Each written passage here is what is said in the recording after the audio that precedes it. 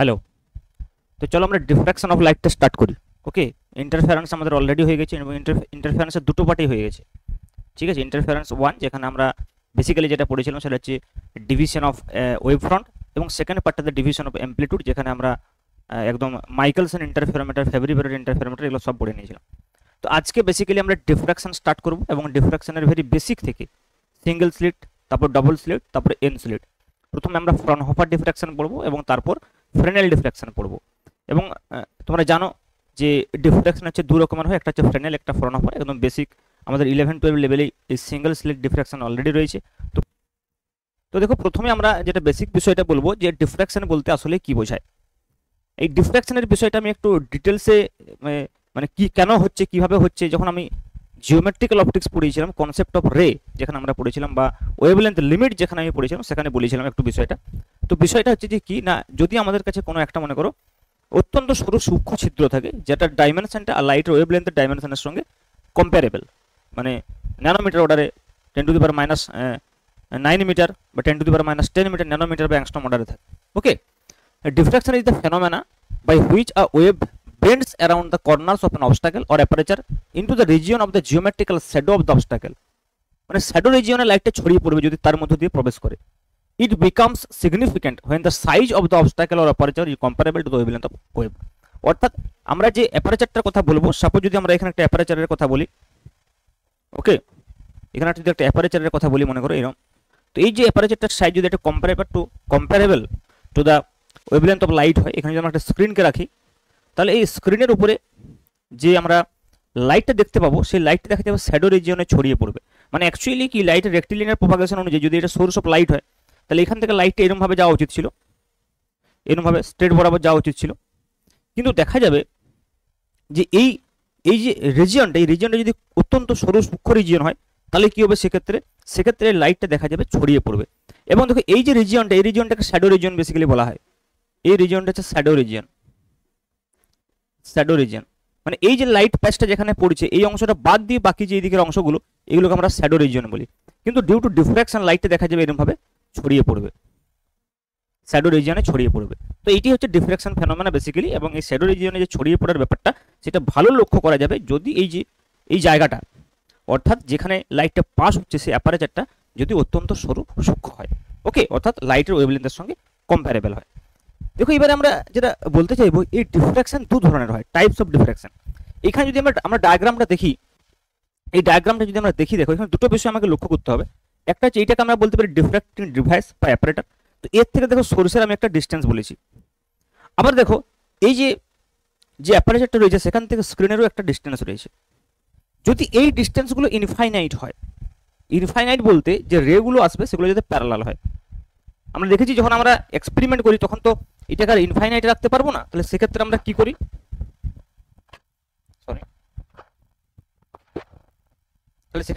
করি, না সেক্ষেত্রে আমরা যাতে এই রেগুলো প্যারালাল হয় সেই জন্য সোর্সটাকে আমরা ইনফাইনাইটে না রেখে একটা লেন্স দিয়ে এর সোর্সটা থেকে একটা নির্দিষ্ট দূরত্বে, অর্থাৎ লেন্সের ফোকাল লেন্থের সম পরিমাণ দূরত্বে একটা লেন্স রেখে এই রেগুলোকে প্যারালাল করে দিই, যেটা ইকুইভ্যালেন্ট টু ইনফাইনাইট ডিস্টেন্স হয়।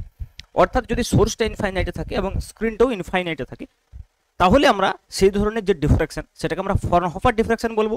আর যদি একটা ফাইনাইট ডিস্টেন্সে থাকে তাহলে তাকে আমরা ফ্রেনেল ডিফ্রাকশন বলবো। এই বিষয়টি দেখো এখন আমি এক্সপ্লেন করা রয়েছে যে ফ্রেনেল ডিফ্রাকশন কখন occurs when either the source of light of the screen or both are at infinite distance from the diffraction aperture।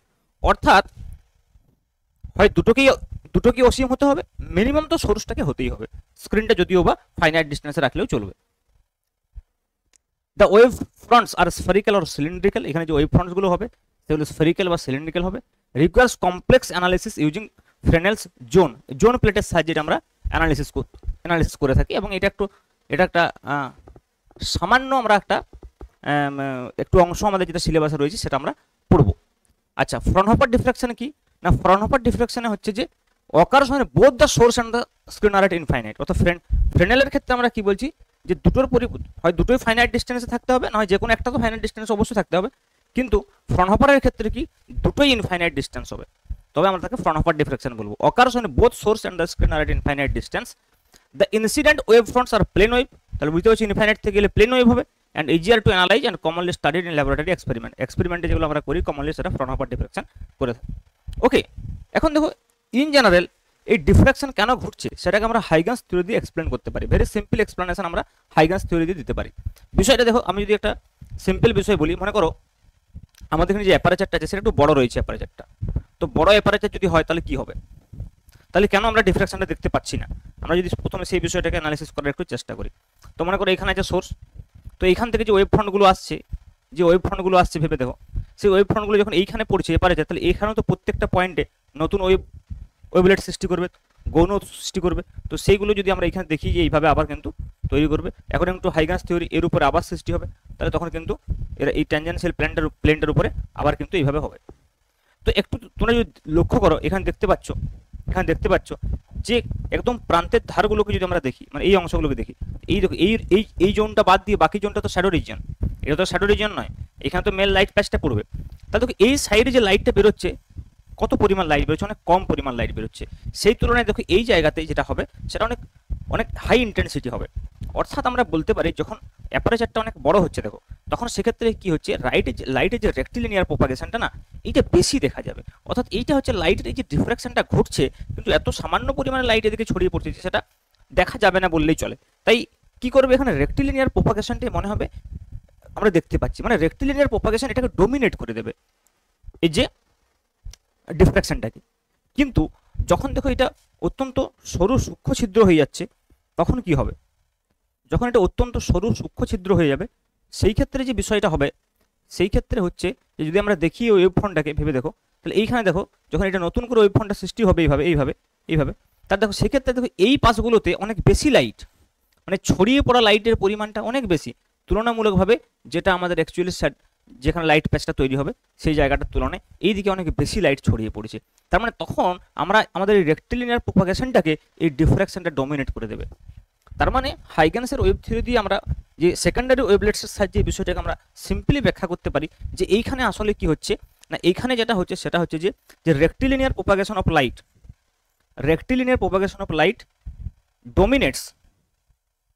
ডোমিনেটস diffraction, আমরা বলতে পারি ডোমিনেটস diffraction.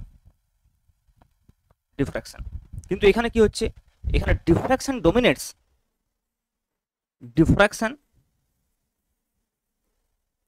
Dominates rectilinear propagation of light, অর্থাৎ আরপিএল। ওকে, তাহলে এইটা হচ্ছে basic বিষয় যে কেন ডিফ্রাকশনটা ঘটছে যখন সরু সূক্ষ্ম ছিদ্রের মধ্য দিয়ে পার হচ্ছে লাইটটা, বা কোনো প্রান্তের ধার দিয়ে গেল, সেম বিষয়টা ঘটবে। তো দেখো প্রথমে আমরা যেটা ডিসকাস করবো সেটা হচ্ছে সিঙ্গেল স্লিট ডিফ্রাকশন। তো সিঙ্গেল স্লিট ডিফ্রাকশনে বেসিক্যালি কি হয় দেখো না, যদি আমরা এটা একটা সিম্পল, আমরা এই স্লিটটাকে আমি একটু জাস্ট বড় করে দেখাই আমাদের বোঝার সুবিধার্থে। এটা একটাই সিঙ্গেল স্লিট, খুব ছোট স্লিট, এটাকে বড় করে দেখাচ্ছি। এইটা মনে করো আমাদের স্ক্রিনটা রয়েছে, এইবারে দেখো, তো যখন আমি একটু আগে বললাম যে যখন এখান থেকে সোর্সটা আসছে তখন এখানে কি হচ্ছে, নাম্বার অফ এরমভাবে সিঙ্গেল ওয়েভলেটস কিন্তু নাম্বার অফ যে সেকেন্ডারি ওয়েভলেটস তৈরি করছে। তাহলে এখানে দেখো একটা উৎস কিন্তু নয়, N number of secondary source রয়েছে, এবং প্রত্যেকটা সোর্স থেকেই একটা ওয়েভ বেরোচ্ছে। এবং দেখো আমরা কি করবো, যেহেতু সিঙ্গেল স্লিট ডিফ্রাকশনটা এটা আমরা ফ্রনহফারের ক্ষেত্রে ডিসকাস করছি, ফ্রনহফার ডিফ্রাকশন, তাহলে কি হবে, আমরা এই সোর্স থেকে যে লাইটটা যাচ্ছে, এই যে লাইটটা যাচ্ছে, একে একটা লেন্স লাগিয়ে এই লাইটটাকে কি করবো, আমরা প্যারালাল করবো, যাতে প্যারালাল লাইটটা এর উপরে পড়ে। সিমিলারলি দেখো এইখানে এই যে লাইটটা এখান থেকে বিভিন্ন দিকে ডিফ্রাক্টেড হচ্ছে, সেটা একটা পার্টিকুলার অ্যাঙ্গেলে, suppose at the point P আমরা এটাকে দেখতে চাইছি। তো এট এ পার্টিকুলার পয়েন্ট এটাকে আমরা এইভাবে দেখতে চাইছি, এট এ পার্টিকুলার ডাইরেকশন। সাপোজ আমরা বলছি এই যে ডাইরেকশনটার কথা বলছি, এই ডাইরেকশনটা মনে করো থিটা ডাইরেকশন আমরা দেখতে চাইছি, এই পি পয়েন্ট। আচ্ছা, এই পি পয়েন্টে এগুলোকে মেলানোর জন্য এখানে আমি আরেকটা লেন্স দিয়ে এগুলোকে সব পি পয়েন্টে মিলিয়ে দিতে পারি, এই প্যারালালের এগুলোকে।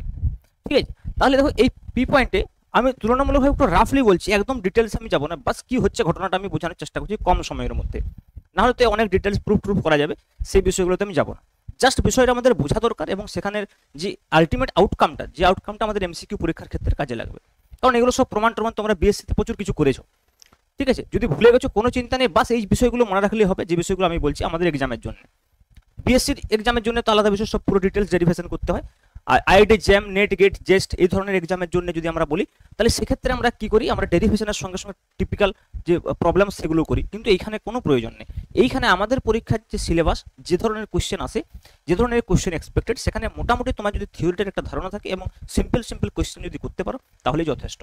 তো আমি চেষ্টা করছি সেইরকমভাবে পড়ানোর যাতে করে কম সময়ে আমাদের পুরো বিষয়টা হয়ে যায়।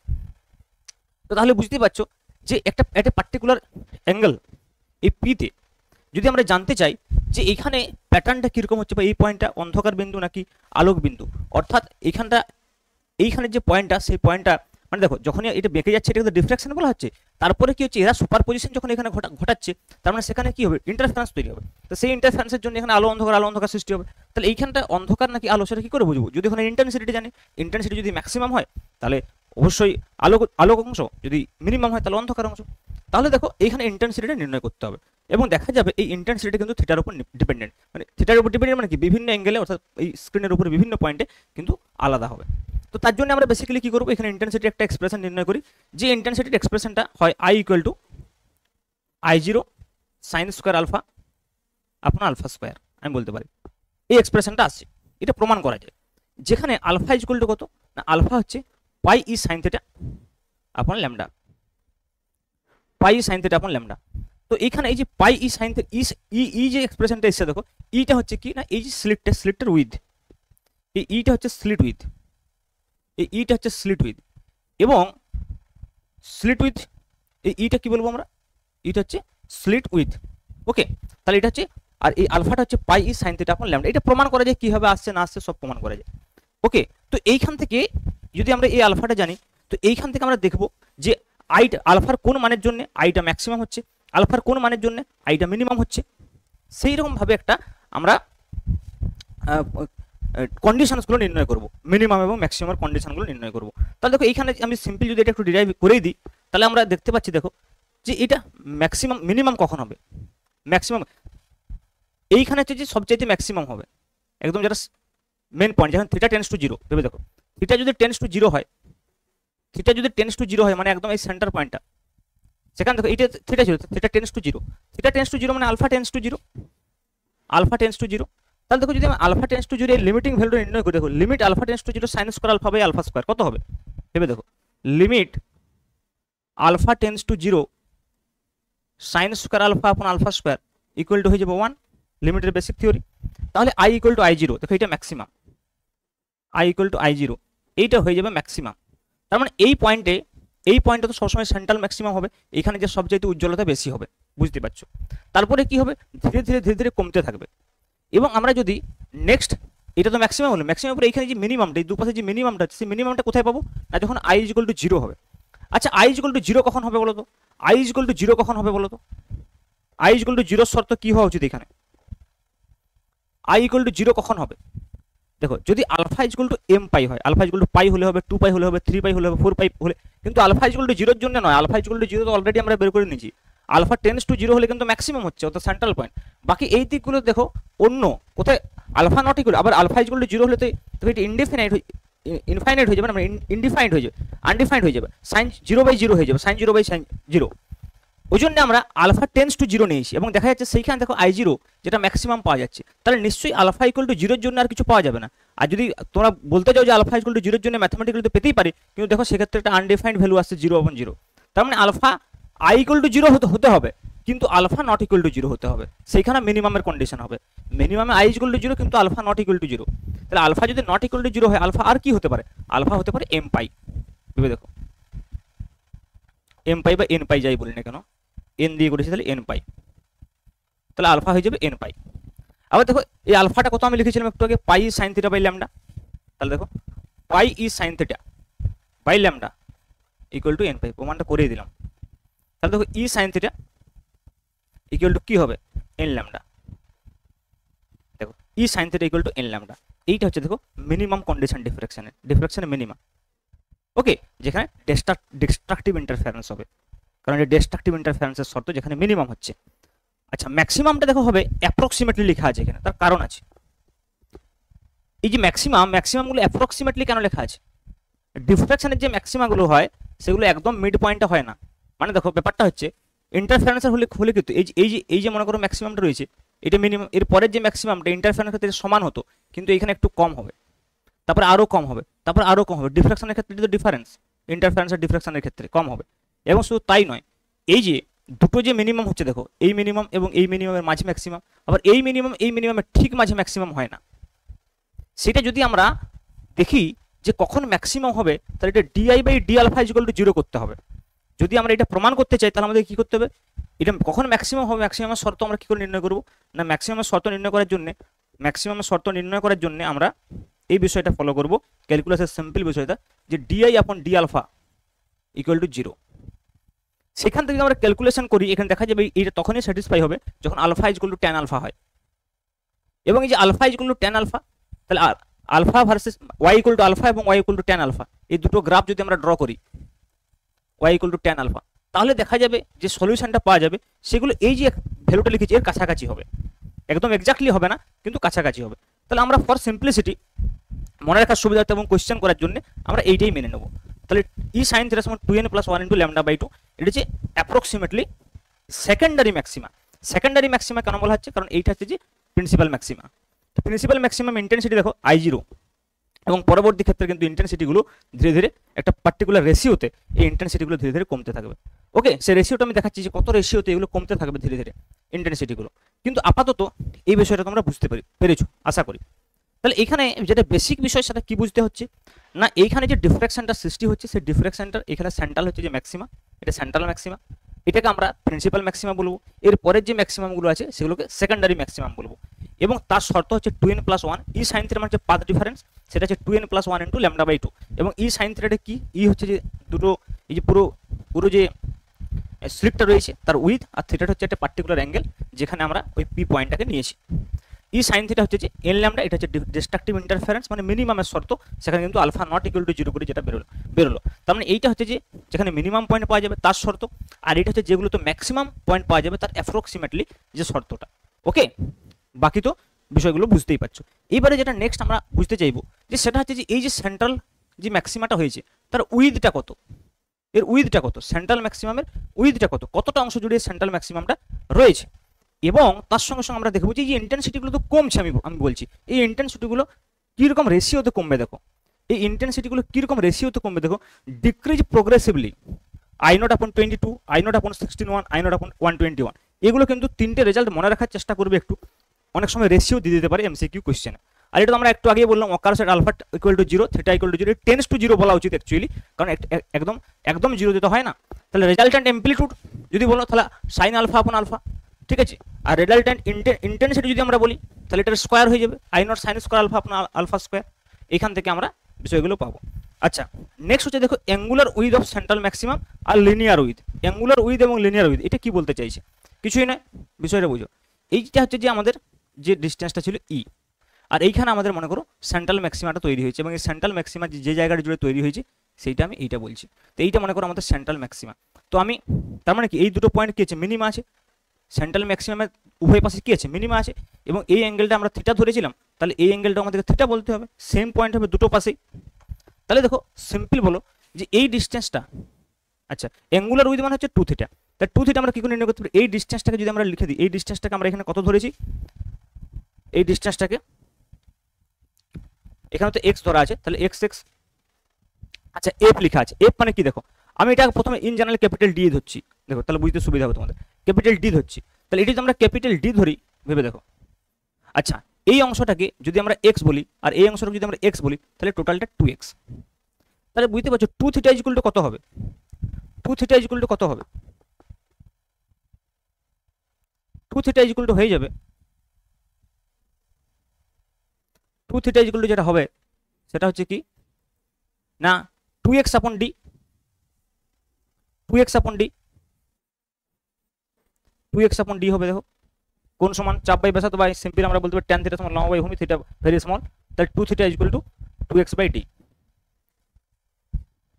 আচ্ছা এটা যদি আমরা এইভাবে নির্ণয় করি যে এইখানে থিটাটা মানে কি বলো, এখানে একটা পার্টিকুলার অ্যাঙ্গেলে যে মিনিমাম কন্ডিশনটা হবে সেটা হবে তোমার e sine theta equal to lambda for the first minima. তাহলে সাইন থিটা সমান কত হয়ে যাবে দেখো, ল্যামডা আপন ই, তাহলে থিটা তো ভেরি স্মল, তাহলে থিটা ইকুয়াল টু হয়ে যাবে ল্যামডা আপন ই, তাহলে 2 থিটা ইকুয়াল টু হয়ে যাবে 2 ল্যামডা আপন ই। এইভাবে কিন্তু আমরা নির্ণয় করতে পারবো।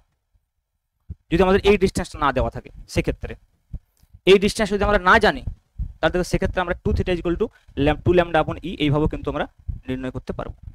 ক্লিয়ার? আচ্ছা, এটা হলো তোমার অ্যাঙ্গুলার উইথ। দেখো angular with 2 theta equal to 2 lambda আপন ই। আচ্ছা, লিনিয়ার উইথ আমরা কি করে নির্ণয় করব? লিনিয়ার মানে 2x, তাহলে 2x ইকুয়াল টু আমরা এইভাবে লিখতে পারি 2 theta equal to 2x by d, আর 2 theta equal to 2 lambda by e. তাহলে 2 lambda by e equal to 2x by d. তাহলে এখান থেকে 2x পেয়ে যাবো। দেখো তাহলে 2x ইকুয়াল টু কত হবে? দেখো 2 ল্যামডা ডি আপন ই, 2 ল্যামডা ডি আপন ই। দেখো 2 ল্যামডা ডি আপন ই, এখানে ডি এর জায়গায় এফ লিখেছে কেন? তার কারণ এইখানে যে আমরা লেন্সটা ব্যবহার করছি সেই লেন্সটার ফোকাল লেন্থটা এফ ধরা আছে, এবং লেন্সটা মনে করা হচ্ছে যে এই স্লিটটা যেটা রয়েছে তার খুব কাছাকাছি অবস্থিত। তাহলে স্লিটের যদি খুব কাছাকাছি অবস্থিত হয় এটা, তাহলে কি হবে? দেখো এই ডিস্টেন্সটা ডি ডিস্টেন্সটা অ্যাকচুয়ালি এফ মানে লেন্সের ফোকাস দৈর্ঘ্যের সঙ্গে সমান। তাহলে সেক্ষেত্রে তোমরা কিন্তু 2 ল্যামডা এফ বাই ই বলতে পারো। তাহলে দেখো এইটা হচ্ছে যে কি অ্যাঙ্গুলার উইথ, আর এটা হচ্ছে লিনিয়ার উইথ। তাহলে কতগুলো কন্ডিশন সিঙ্গেল স্লিটের ক্ষেত্রে মনে রাখতে হচ্ছে। সিঙ্গেল স্লিট ডিফ্রাকশনের ক্ষেত্রে যেটা মনে রাখতে হচ্ছে অ্যাম্পলিটিউড, ইন্টেন্সিটি, ম্যাক্সিমাম ইন্টেন্সিটিগুলো কীভাবে ডিক্রিজ করছে, central maximum, width of angular width of central maximum, linear width of central maximum. আর একটা যেটা আমরা দেখলাম সেটা হচ্ছে যে কন্ডিশনগুলো, যে মিনিমামের কন্ডিশনে কি e sine theta equal to m lambda বা এন ল্যামডা। আরেকটা কন্ডিশন আমরা কি দেখলাম e sine theta equal to 2n + 1 into lambda by 2। এই এতগুলো হচ্ছে যে কন্ডিশন তোমাকে সিঙ্গেল স্লিট ডিফ্রাকশনের ক্ষেত্রে মনে রাখতে হবে। এবং সিঙ্গেল স্লিট ডিফ্রাকশনটা আমি এই কারণে একটু ডিটেলসে বললাম, তার কারণ হচ্ছে যে পরবর্তী ক্ষেত্রে যখন ডবল স্লিট বা এন স্লিট হবে তখন এইটাকে আমরা জেনারেলাইজেশন করে দেবো বা ইন কন্টিনিউয়েশন কিন্তু আমাদের হয়ে যাবে। তাহলে দেখো নেক্সট যদি আমরা বলি সেটা হচ্ছে আমরা কি পাবো না, আচ্ছা এখানে একটা কোয়েশ্চেন নিয়েছি। দেখো ভেরি সিম্পল কোয়েশ্চেন, কি বলা হচ্ছে a monochromatic light of wavelength 600 nanometre, মানে ল্যামডা ইকুয়াল টু দেওয়া আছে 600 nanometre, passes through a single slit of width 0.2 millimetre, find the angular position of the first minimum. দেখো অ্যাঙ্গুলার পজিশন মানে কি only theta নির্ণয় করতে বলছে, তার মানে অ্যাঙ্গুলার পজিশন নির্ণয় করার জন্য আমরা এই ইকুয়েশনটা ইউজ করবো simple E sine theta equal to n lambda. এখানে এম লিখেছি, কোনো অসুবিধা নেই, অর্ডারটাকে এম ধরা হচ্ছে এম ল্যামডা। ওকে, তাহলে ফার্স্ট মিনিমাম মানে এমটা 1, তাহলে ই সাইন থিটা ইকুয়াল টু কত হয়ে যাবে ল্যামডা, তাহলে সাইন থিটা ইকুয়াল টু কত হয়ে যাবে? দেখো ল্যামডা আপন ই, ভেরি সিম্পল। তাহলে sine theta equal to lambda আপন ই। দেখো ল্যামডা আপন ই, এমটা তো 1, অর্ডারটা 1, তাহলে ল্যামডা আপন ই। তাহলে ল্যামডা এখানে গিভেন আছে 600 ন্যানোমিটার ইন্টু 10⁻⁹ দিয়ে গুণ করে দাও, আর এটা 0.2 মিলিমিটার আছে, তাহলে 0.2 ইন্টু 10⁻³ এটা চলে আসছে 3 ইন্টু 10⁻³ সাইন ইনভার্স দিস মানে 0.17 ডিগ্রি। তো দেখো এখানে ক্যালকুলেশনটা একটু অড টাইপের চলে আসছে, কোনো টেনশন নেই, পরীক্ষার ক্ষেত্রে খুব একটা বেশি সেরকম কমপ্লিকেসি দেবে না। চলো নেক্সট কোয়েশ্চেন দেখো সেম বিষয়, এখানে উইথ নির্ণয় করতে বলা হচ্ছে, যা সিঙ্গেল স্লিট অফ উইথ 0. আচ্ছা উইথ গিভেন আছে single slit of width 0.3 millimetre produce a central maxima of width 4 millimetre on a screen place 2 metre away. দেখো এখানে ডিস্টেন্সটা দেওয়া আছে 2 মিটার অ্যাওয়ে, তার মানে এই যে এইখান থেকে এখানে যে ডিস্টেন্সটা সেই ডিস্টেন্সটা কিন্তু গিভেন আছে যে D equal to 2 metre. Okay, what is the wavelength of the light used. তাহলে দেখো এখানে উইথটা দেওয়া আছে, সেন্ট্রাল উইথটা দেওয়া আছে, মানে 2x is given. Okay, with of central maximum আমরা এটা এক্স দিয়ে প্রকাশ করেছিলাম, কোনো সমস্যা নেই। 2x equal to 2 lambda D আপন ই, এটা আমরা করেছিলাম দেখো একটু আগে। With of central maxima 2 lambda D আপন এ, ওটা কি এটা 2 ল্যামডা ডি আপন এ। ওকে, এবার দেখো আমাদেরকে নির্ণয় করতে হবে ল্যামডা, তাহলে এখান থেকে 2 কেটে দাও, বাস। তাহলে ল্যামডা কত হবে? x ইন্টু ই আপন ডি, এক্স ই আপন ডি, এখানে ই ওয়াই আপন ডি। তাহলে ওয়াইটা দেখো এখানে যেটা 4 ছিল 4 মিলিমিটার সেটাকে 2 মিলিমিটার লেখা হয়েছে, কারণ 2xটা হচ্ছে যে বা 2yটা হচ্ছে যে 4, এটাকে যদি আমরা x করে দিই তাহলে আমাদের যে নোটেশনটা তার সঙ্গে মিলবে। Okay clear? তাহলে এখান থেকে তোমরা কিন্তু সিম্পল ভ্যালুটা পুট করে তোমরা ল্যামডা বের করতে পারবে। ক্লিয়ার? চলো নেক্সট দেখো আমরা কি বলছি ডবল স্লিট ডিফ্রাকশন। তো এইখানে আমরা আর বেশি ডিটেলসে যাব না, জাস্ট আমরা ফর্মুলাগুলোকে বোঝার চেষ্টা করব। ডবল স্লিটের ক্ষেত্রে কি হবে দেখো সেম আগের ক্ষেত্রে যেরকম করেছিলাম, আমি জাস্ট একটু বলি ডায়াগ্রামটা এঁকে। ডবল স্লিটের ক্ষেত্রে কি হবে দেখো, এই যে এই জায়গাগুলোকে আমরা যদি ই এবং ই বলি, এটা আমরা অলরেডি বলেছি যে slit width e, okay slit width e, এবং এদের মধ্যে যে ডিস্টেন্সটা সেটা ডি। তাহলে টোটাল এর সেন্টার টু সেন্টার যদি আমরা বলি তাহলে দেখো এখানে একটা e/2 মিলবে, এখানে একটা e/2 মিলবে। তাহলে টোটাল যদি আমরা এখানে ডিস্টেন্সটা বলি তাহলে সেটা কত হবে? d D plus E by two plus E by two, তার মানে ডি প্লাস ই, এটা হয়ে যাবে তোমার equal to D plus E, বা আমরা সিম্পলি বলতে পারি E plus D, E plus D. তাহলে আগে যেটা ই ছিল এখানে সেই টার্মটা চলে আসবে ই প্লাস ডি প্রথমত। সেকেন্ড হচ্ছে দেখো ওইখানে যে প্যারামিটারটা আমরা আলফা ধরেছিলাম ডিফ্রাকশনের ক্ষেত্রে সেটা পাই সাইন থিটা আপন ল্যামডা ছিল, তাহলে এখানে একটা ইন্টারফারেন্স প্যারামিটার আসবে বিটা, যেটা হচ্ছে পাই ইন্টু ই প্লাস ডি সাইন থিটা আপন ল্যামডা। ইন্টারফারেন্স প্যারামিটার কেন আসবে না, দেখো এইখানে যখন এই দুটো এখান থেকে দেখো আগে কি একটাই স্লিট ছিল, তাহলে একটা স্লিট থেকে অনলি ডিফ্রাকশন হচ্ছিল, যখন দুটো স্লিট হবে দেখো ডিফ্রাকশনও হবে তার সঙ্গে ইন্টারফারেন্সও হবে, তাহলে এইখানে যে প্যাটার্নটা দেখতে পাবো আমরা স্ক্রিনে সেটা ডিফ্রাকশনও পাবো আবার ইন্টারফারেন্সও পাবো। এবং রেজাল্টেন্ট ইন্টেন্সিটি যদি আমরা দেখি দেখো এই রেজাল্টেন্ট ইন্টেন্সিটি দেখো দুটো টার্মই এসছে, একটা তো এই টার্মটা এসছে sign square alpha upon alpha square, আর দেখো কস স্কোয়ার বিটা টার্ম আসবে। এই কস স্কোয়ার বিটা হচ্ছে ইন্টারফারেন্স টার্ম আর এটা হচ্ছে কি ডিফ্রাকশন টার্ম। তাহলে এই যে বিটাটা দেখো এটাকে আমরা বলবো ডিফ্রাকশন প্যারামিটার, যেখানে আলফাটাকে আমরা কি বলেছিলাম ইন্টারফারেন্স প্যারামিটার। তাহলে আলফা ইকুয়াল টু কত ছিল আমাদের পাই সাইন থিটা আপন ল্যামডা, তাহলে বিটা ইকুয়াল টু কত হবে পাই ইনটু ই প্লাস ডি সাইন থিটা আপন ল্যামডা। ওকে, এবং এর অ্যামপ্লিটিউডটা তাহলে কি হবে দেখো এটার স্কয়ার করে তো এটা এসেছে 2r0 into sine alpha upon alpha into cos beta, তাহলে এটা যদি স্কয়ার করি 4r0 square sine square alpha upon alpha square into cos square beta. তাহলে বুঝতে পারছো, এবারে দেখো তাহলে এখানে দু ধরনের কন্ডিশন আসবে। প্রথমত হচ্ছে যে এই এই ইন্টেন্সিটিটাকে ইউজ করে আমরা এই পোরশনটা থেকে কি পাবো ডিফ্রাকশন ম্যাক্সিমা এবং ডিফ্রাকশন মিনিমা, আর এইখান থেকে আমরা কি পাবো ইন্টারফারেন্স ম্যাক্সিমা এবং ইন্টারফারেন্স মিনিমা। বুঝতে পারছো, ডিফ্রাকশন ম্যাক্সিমা ডিফ্রাকশন মিনিমার কন্ডিশন আমরা সিঙ্গেল স্লিটের সঙ্গে কম্পেয়ার করে বলতে পারি, আর ইন্টারফারেন্সের কন্ডিশন কি হয় ডিফ্রাকশন এবং ইন্টারফারেন্সের ম্যাক্সিমা মিনিমা কন্ডিশন কি হয় আমরা অলরেডি জানি। তাহলে দেখো নেক্সট যেটা আমরা বলতে চাইছি দেখো কন্ডিশনস প্রিন্সিপাল ম্যাক্সিমা কি হবে e plus d sine theta equal to n lambda. Minima কি হবে ডিফ্রাকশন, দেখো প্রথমে ডিফ্রাকশন গুলো দেখো, ডিফ্রাকশন মিনিমা এটা ই প্লাস ডিটা কি ই প্লাস ডি মানে ইন্টারফারেন্স।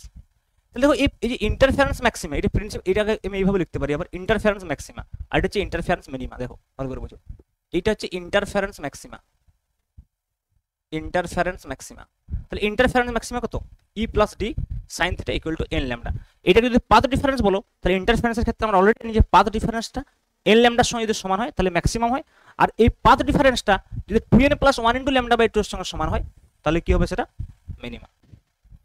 তো এইখানে আমরা আরেকটা চেঞ্জ করতে পারি, সেটা হচ্ছে দুটোকে এন না ধরে যেটা ডিফ্রাকশনের ক্ষেত্রে এটাকে এম ধরে নিলাম, তাহলে ডিফ্রাকশনের মিনিমাম কন্ডিশন কি হবে দেখো এম ল্যামডা, সেকেন্ডারি ম্যাক্সিমাম কত হবে 2m plus 1 into lambda by 2। ভালো করে বুঝো, এম দিয়ে আমি ডিফ্রাকশন গুলোকে বলছি আর এন দিয়ে আমি ইন্টারফারেন্স গুলোকে বলছি, তাহলে ইন্টারফারেন্স ম্যাক্সিমা ইন্টারফারেন্স মিনিমা। আচ্ছা এইটা বাদ দাও, ইন্টারফারেন্স ম্যাক্সিমা ইন্টারফারেন্স ম্যাক্সিমা বা কনস্ট্রাকটিভ ইন্টারফারেন্স মিনিমা।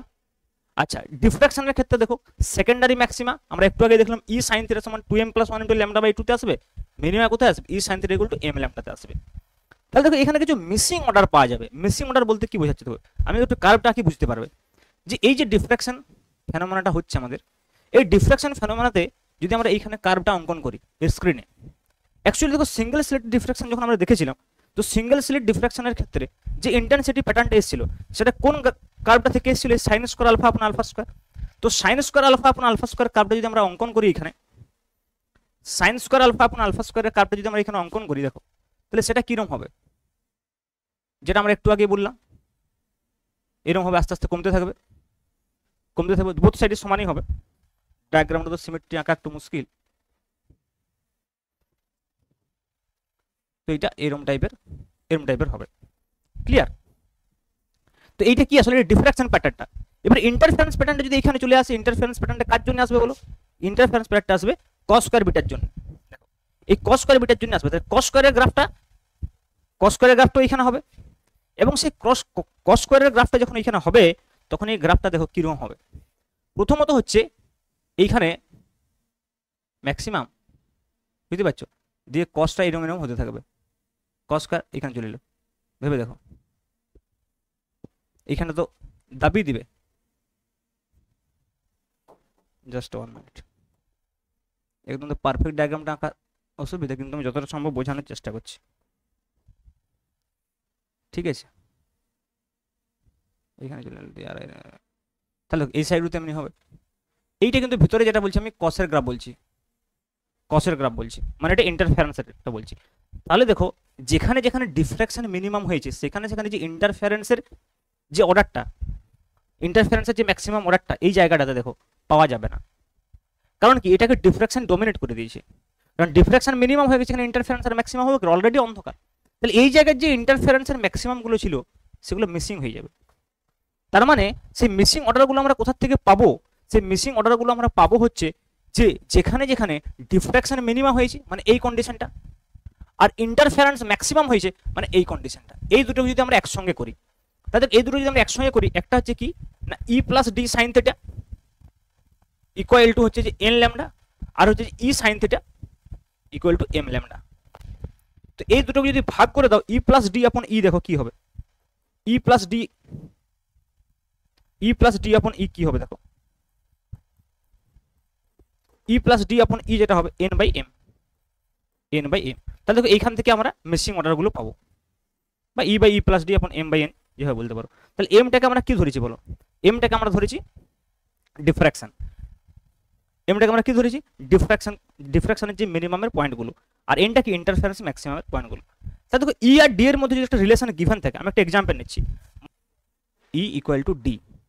তাহলে ই ইকুয়াল টু ডি নিলে কি হবে দেখো, টু ডি আপন ই মানে 2 হয়ে যাবে equal to N by M. আমি জাস্ট বোঝানোর জন্য একটা সিম্পল নিলাম, ওটা এরকম ক্যালকুলেট করে দেওয়া থাকবে আর কি। তাহলে এম ইকুয়াল টু কত হবে? এন ইকুয়াল টু 2m হবে, দেখো এন ইকুয়াল টু 2m। তার মানে দেখো যদি মনে করো m ইকুয়াল টু 1 হয়, ভালো করে বুঝো, তাহলে n ইকুয়াল টু 2 হবে। তার মানে কি, এটার মানে কি m ইকুয়াল টু 1 মানে কি ফার্স্ট মিনিমা। দেখো এটা যদি সেন্টার হয়, এটা ফার্স্ট মিনিমা। তাহলে ফার্স্ট ডিফ্রাকশন মিনিমাতে সেকেন্ড যে ইন্টারফারেন্সের ম্যাক্সিমা সেটা মিসিং হবে, মানে ওইখানে গিয়ে সেকেন্ড ইন্টারফারেন্স ম্যাক্সিমাটা পড়বে। সিমিলারলি দেখো যদি m ইকুয়াল টু 2 হয় তাহলে n ইকুয়াল টু 4 হয়ে যাবে। তার মানে সেকেন্ড যেখানে মিনিমাটা হচ্ছে সেখানে ইন্টারফারেন্সের 4 নম্বর যে ম্যাক্সিমাটা সেটা মিসিং হবে। তাহলে আমরা এইখান থেকে কিন্তু এই মিসিং অর্ডারগুলো নির্ণয় করতে পারবো যদি আমাকে এই স্লিট উইথগুলো এবং ডিস্টেন্স বিটুইন টু স্লিটসের যে রিলেশন সেটা দেওয়া থাকে, তাহলে সেখান থেকে আমি বলতে পারবো যে কোন অর্ডারগুলো মিসিং হবে। ক্লিয়ার? এটা কিন্তু খুব ইম্পর্টেন্ট একটা কোশ্চেন, এখান থেকে কিন্তু কোশ্চেন আসতে পারে, ভেরি ইম্পর্টেন্ট। ওকে, তাহলে তোমরা ডবল স্লিট ডিফ্রাকশনটা সম্পর্কে নিশ্চয়ই বুঝতে পারলে, এবং সিঙ্গেল স্লিট ডবল স্লিট আজ ক্লিয়ার হয়ে গেল। নেক্সট ক্লাসে আমরা এন স্লিট ডিফ্রাকশন বা ডিফ্রাকশন গ্রেটিং যেটাকে আমরা বলি সেটা পড়বো, এবং তার সঙ্গে ফ্রেনেল ডিফ্রাকশনের যে একটু পার্ট বাকি রয়েছে, বিশেষ করে zone plate, area of zone plate এবং focal length of m order, এগুলো আমরা যে বেসিক ডেফিনেশনগুলো রয়েছে, বেসিক ফর্মুলাগুলো রয়েছে সেগুলো পড়বো এবং দু একটা কোয়েশ্চেন করবো। ওকে, তো আজকে এইটুকুই। এবং অবশ্যই তোমরা যদি এই কোর্সটাকে বাই করতে চাও তাহলে আমাদের যে ডিটেলস অ্যাপসে যে কোর্সটা চলছে পুরো 11-12 এসএলএসটি ফিজিক্স, যেখানে আমি ডিটেলস পড়িয়েছি এবং তার সঙ্গে সঙ্গে তোমাদের কোয়েশ্চেন প্র্যাকটিস হবে ওখানে তোমাদের স্টাডি ম্যাটেরিয়ালস দিয়ে রয়েছে, টেস্ট নেবো। তো সম্পূর্ণ কোর্সটা যদি তোমরা বাই করতে চাও তাহলে অবশ্যই ডেসক্রিপশনে দেওয়া লিঙ্ক থেকে তোমরা অ্যাপসটা ডাউনলোড করো এবং ওখানে যে কোর্সটা বাই করতে পারো। ওকে, থ্যাংক ইউ।